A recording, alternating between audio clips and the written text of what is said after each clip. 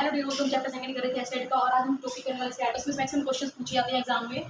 Median और mode क्या है, एक एग्जांपल में लिया हमने 1 2 3 4 5 का नंबर ले लिया है। पूछा गया कि इसका एवरेज फाइंड करना है, मीडियन और मोड।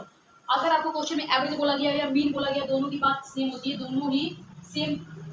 इसमें क्या सम ऑफ ऑल नंबर्स, जितने भी नंबर्स होंगे डिवाइड में टोटल नंबर्स कितने 1 2 3 4 5 डिवाइड कर देंगे 5 को क्या कर लेंगे एग्जांपल हमने इसमें क्या करेंगे, सारी वैल्यू ऐड कर लेंगे, ऐड करके टोटल वैल्यू क्या आ जाएगी यहाँ पर 50 और डिवाइड बाई क्या है 5। इसको कट कर लो गया 5 5 50 तो जो हमारे वो क्या आ गया हमारा 3।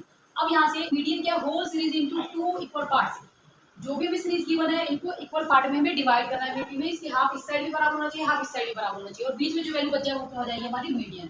फॉर एग्जाम्पल में यहाँ आपको वैल्यू क्या 5। अभी तो सेंटीमीटर वाला एग्जाम्पल लिया था, एग्जाम में आपको ऐसे सिंपल क्वेश्चन नहीं पूछा गया था, उसमें आपको नोट में करोगे, उसके बाद मीडियन और मोड फाइंड आउट करोगे। तो अब देख लेते हैं मीडियन, ये 1 से 5 तक का जो एग्जाम्पल हमने बोल दिया। इसके बाद क्या किया, यहाँ से 2 1 2 और यहाँ से 4 5। अगर इसमें पूछा जाए तो मीडियन क्या जाएगा यहाँ पर 3 आंसर में।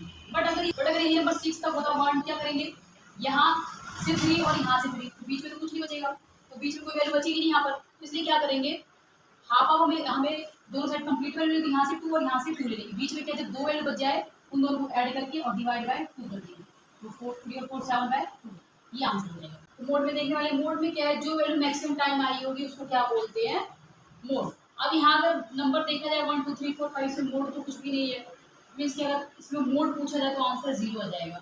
और अगर और एग्जाम्पल लेकर चलते हैं मोड की, 5 समथिंग 7 2 3 अब 1 सेकेंड 2।